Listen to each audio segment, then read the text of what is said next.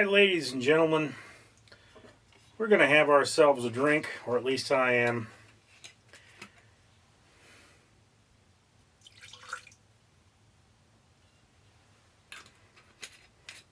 And we're going to talk about the importance of a name. Because I have a list of philosophy questions, and the second question on that list is, if you were given a different name, would you be a different person?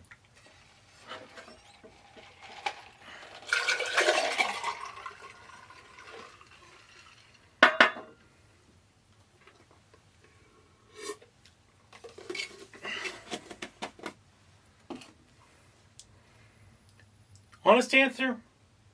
I can't really say.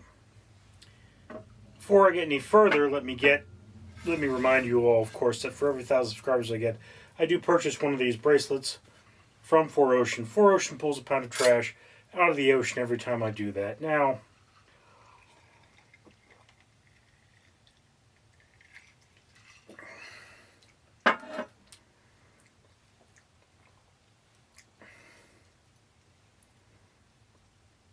our name is part of our identity. And people do indeed change their names in different roles. Typically speaking, if a cardinal becomes a pope, I think a cardinal becomes a pope. I'm not dead sure. But anyway, when people become pope, you're anointed pope and you typically do choose a different name. Like Pope Innocent the Third or whatever it is was not originally named that. And a lot of famous people, like Mel Brooks, that's not his real name. I think his real name is Mel, but it's not Brooks.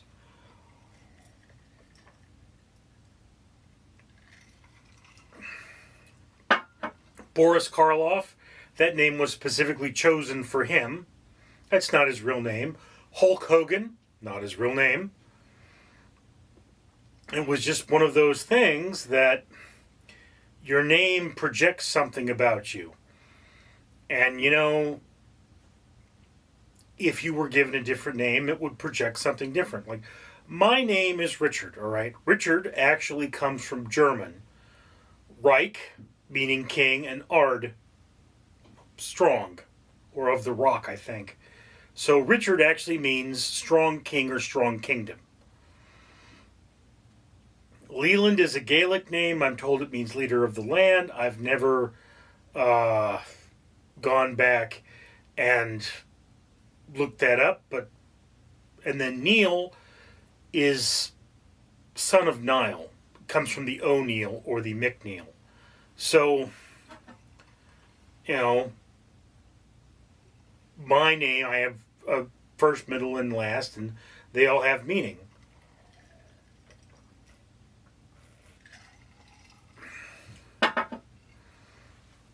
Now, again, typically, your name does not necessarily define your personality, but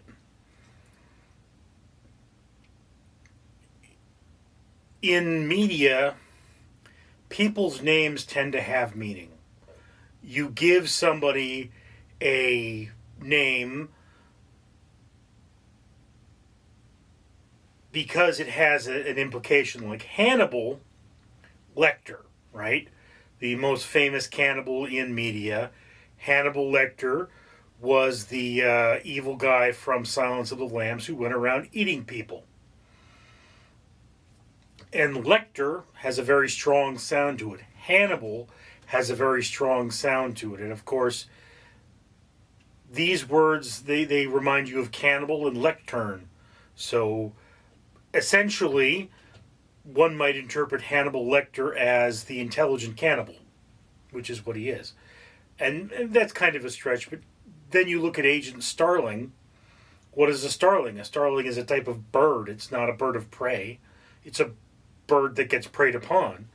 So, essentially by naming Agent Starling in Silence of the Lambs Starling, it sounds like darling. So you're establishing her as being a good force of good and being vulnerable. It's just one of those things about this particular name.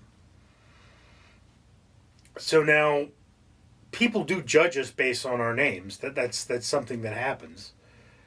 You know, if you call someone Egbert, you're going to assume they're intelligent, or Quagmire. Even though if you look at the most famous character named Quagmire, it's that lecherous guy from Family Guy.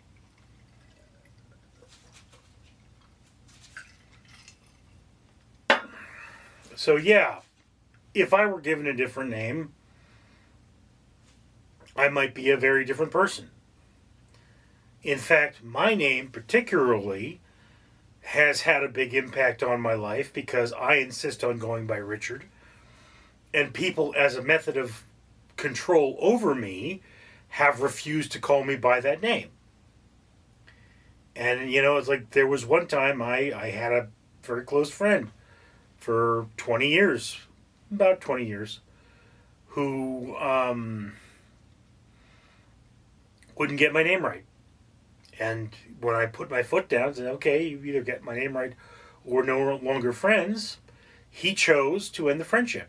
Now, there were other problems with the friendship, mainly that he was cock-blocking me, but, you know, it's a dude just became totally intolerable. But one of those methods he had of control was to call me by a nickname. And, you know,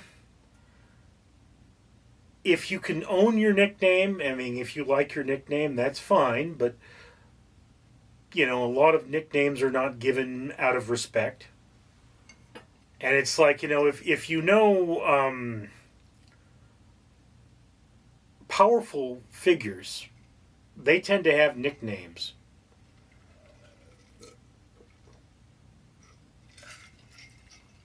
I mean, look at God, for example.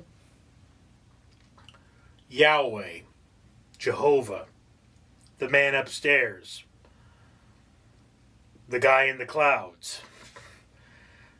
There's all kinds of ways of expressing this person. They have many names, all right? The devil, Lucifer, Mr. Scratch. I mean, Beelzebub is not actually Lucifer. He is a different character.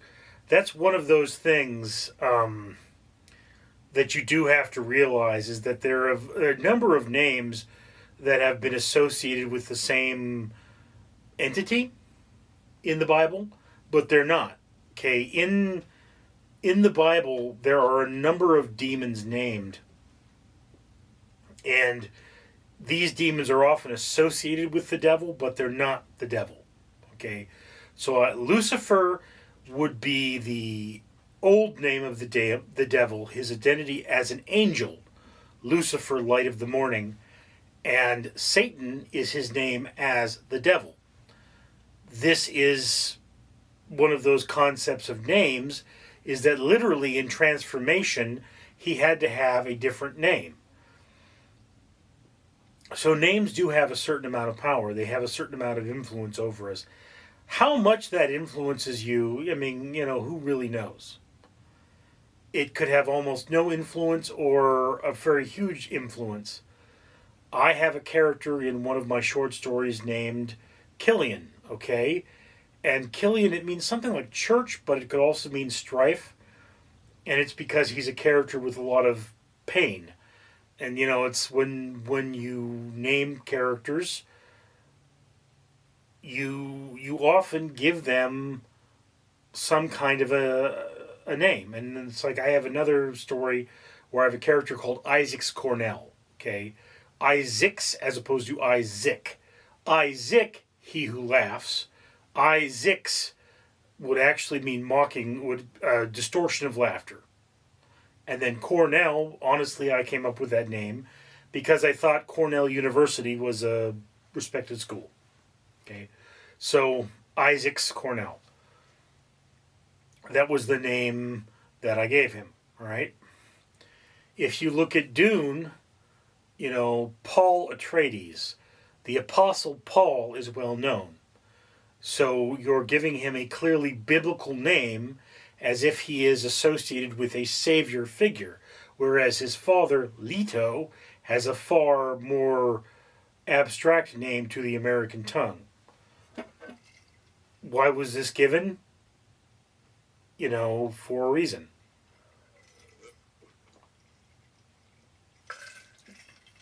We are meant to focus on Paul as the Savior, not his father Leto. Now, for example, Vladimir Harkonnen, 3 syllables and a savage name, and Vladimir sounds like blood. I mean, it has that association, Vladimir, Vlad, Count Drago Vlad. It actually, I think Vladimir means dragon or something like that. I'm not sure, but it has a darker connotation. And then Harkonnen, 3 hard syllables, as opposed to Atreides, feels as if it's uprising. So, yes, these names were chosen for reason. You don't generally give your hero the name of, Krivich or, or Crawley. You typically give them names that have heroic sounds to them. Hulk Hogan was meant to be a hero. That's why he was given that Irish name Hogan. It sounds strong. It sounds, like, Hogan, my friend. It's just one of those things. So, yeah, it's very likely if you were given a different name, you might be a different person. Some people are actually quite obsessed with their names. Some people aren't. I remember when I was a kid, I had a dog. We named her Misty. They named her after my first girlfriend. My family sucks. And at some point, my mother had the idea of we shouldn't call her Misty, we should call her Snickers. And for a couple of weeks, she went around calling the dog Snickers. But, that was neither here nor there. And I used to have a dog. His name was Augie. I did not name him. I refused to call him Augie. I always called him Gus. Or August. And I wanted to name him Pain because he was a pain. Very difficult animal when I first got him. He was badly abused by the person who named him Augie. But, when I walked around and called him Gus, it fit him. He had a very even temperament after I trained him. And my neighbors even said he was a very calm animal.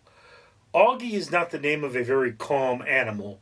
Augie is the name of an immature animal. That's what it sounds like. If you looked at that dog, you would think he was a Gus, not an Augie. Anyway, so that's my answer. If you were given a given name, you'd probably be a different person. But that's just my opinion. I'd love to hear yours down in the comments below. I'm Richard. Danger Ducky says, I compute that you should comment, like, and subscribe.